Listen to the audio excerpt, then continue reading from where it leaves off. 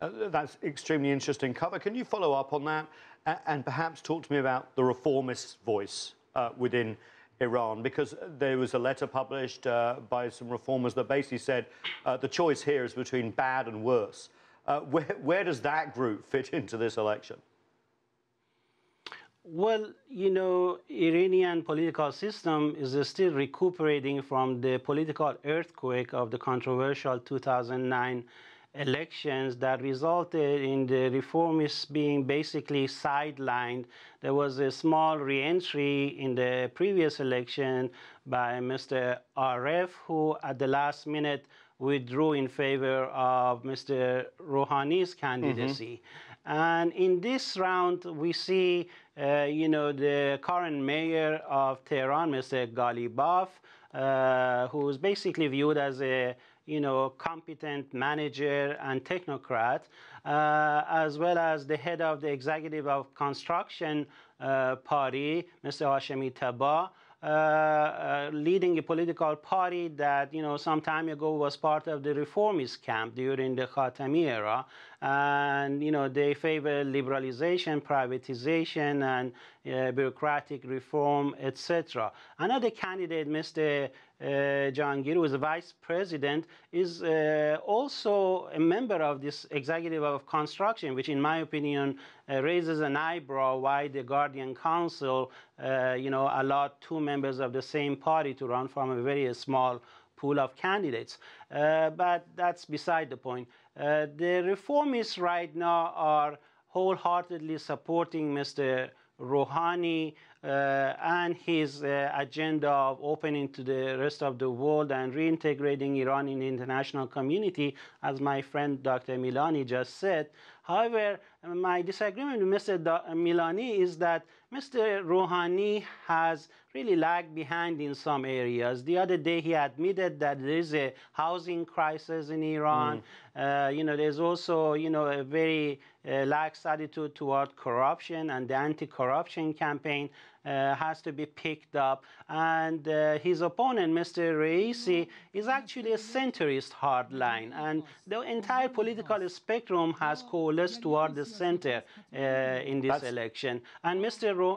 Raisi has raised the issue of poverty, for example, making some, you know, wild claims about so many percentage being below the poverty line, etc., just yesterday in his press conference.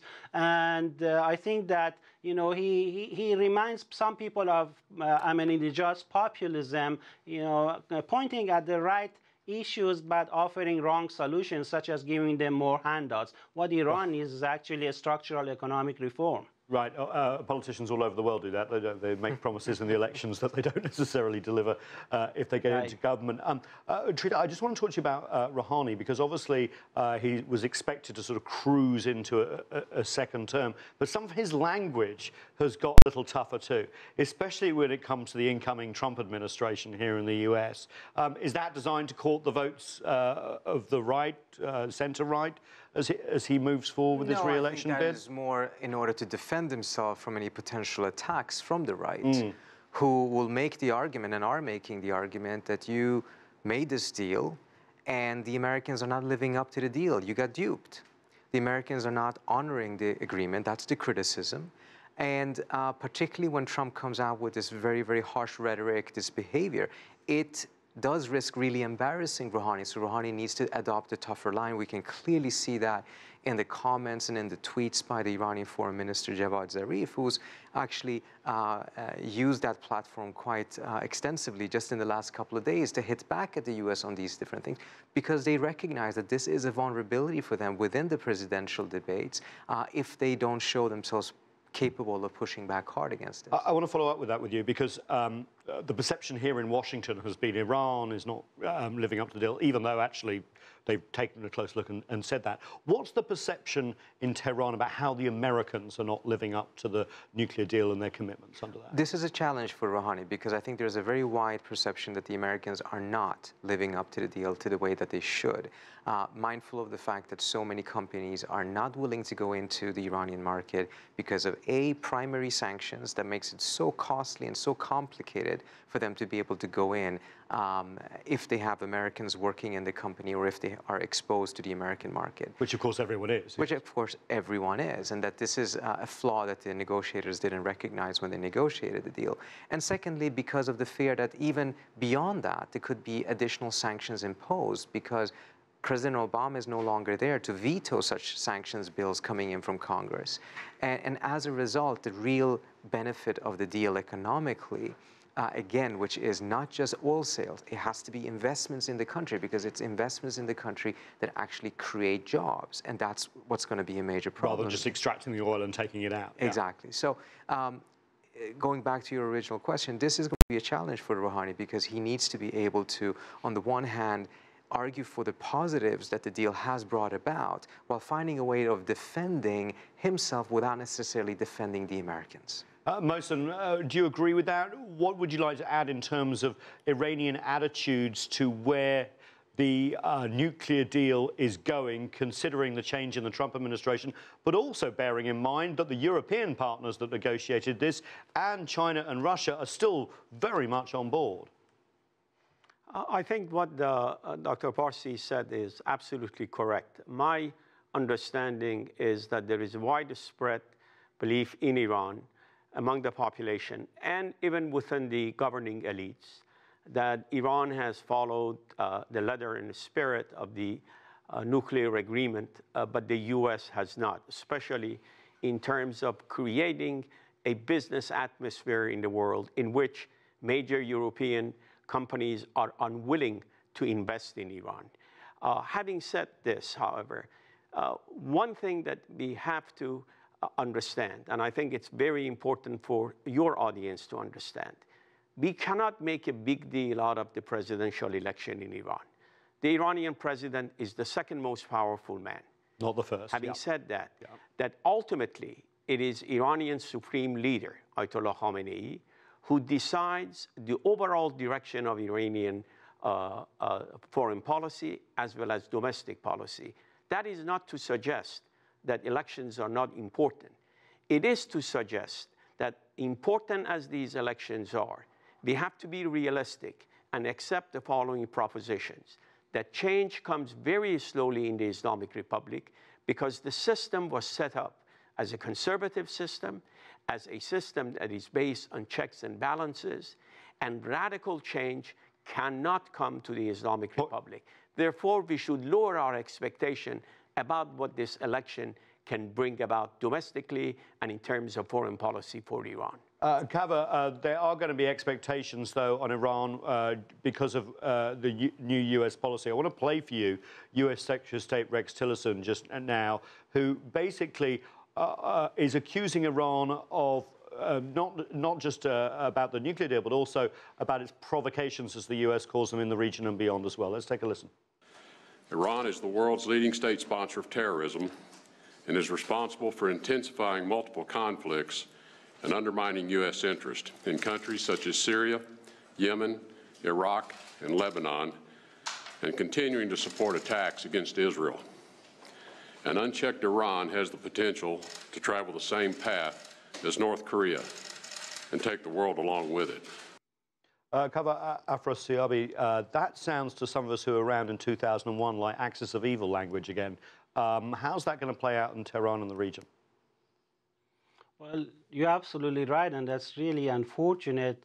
You know, this is Iranophobia in full steam, and it's very despairing for a lot of us who had hoped that Mr. Tillerson can be a voice of reason in Trump administration, and apparently that is not the case. Although we have heard the other day that the White House has forced on him and the State Department some, extra hard line vis-a-vis Iran, and that gives some minor hope that there can be some corrective steps by the U.S. Department of State and also the White House toward Iran in the near future, because Iran is a force of stability, is a bulwark against ISIS and other terrorist groups, is fighting alongside the international coalition in Iraq to liberate Mosul and the entire Iraqi territory from ISIS terrorists, these barbaric terrorists who are also wreaking havoc in Syria. So, you know, Iran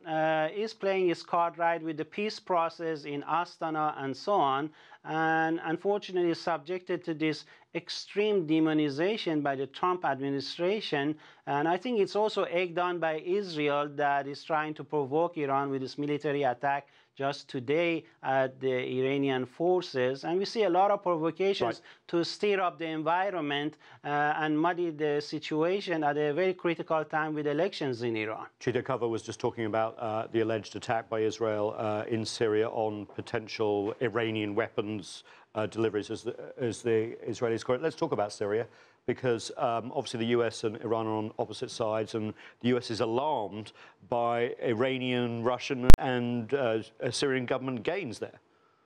I think there's a premise in your question that I don't know if I fully agree with, because you said that they're on opposite sides. That presumes that we know which side the US is on. And I don't think that's entirely clear. And that's not something necessarily new. There was a lot of confusion and contradiction in the US policy in Syria prior to this as well. I think it is one thing that absolutely has become clear, is that what President Trump did with the attack 3 or so weeks ago had absolutely no impact whatsoever on the dynamics on the ground. Because it was seen as a warning to everyone, the Chinese, but also the Iranians as well. I don't think it was read as a warning. The problem the United States has in the Middle East when it comes to its military might is the perception that the US is not willing to take a lot of pain, meaning that it's not willing to put military forces on the ground and missiles, not boots on the ground, and suffer casualties. So it doesn't have the longevity. Sending Tomahawk missiles does absolutely nothing to change that perception. On the contrary, it reinforces it. Because when Trump was compelled to do something, he did the thing that is of least cost and least pain and least risk for him. And that's exactly the perception that existed before. The only thing that can change the dynamics on the ground is if there is a more dedication and commitment to the peace process and turning it into a true peace process with a real diplomacy. We saw how that worked in Iran with the nuclear question. If the same political will and dedication is coming forth from all sides, Syria too can be resolved. Good point. Mohsen, what do you think? You know, under the later days of the Obama administration, there was almost a policy emerging of trying to bring Iran and Saudi Arabia perhaps closer together to talk more and to get the region to discuss its own way forward. You think that's dead now? Is there any way back to Iran and Saudi Arabia becoming stakeholders in the Greater Middle East, like the Obama administration sort of envisaged? I don't think the idea is dead, but the idea has become, at least for a time being, irrelevant, because the Trump administration is getting very close to Saudi Arabia and to the other Gulf countries. And it is the policy strategy of Saudi Arabia, supported by Israel, it is to isolate Iran. The reality is that Iran does not have the power or the ambition to get Saudi Arabia out of the region. It is also true that Saudi Arabia does not have the power and the will to get Iran out of the region. There is no way we can have peace and stability in Syria, in Yemen, in Iraq, and elsewhere until and unless Iran and Saudi Arabia decide to go to the negotiating table and talk to one another. The case of Syria is a perfect example of this.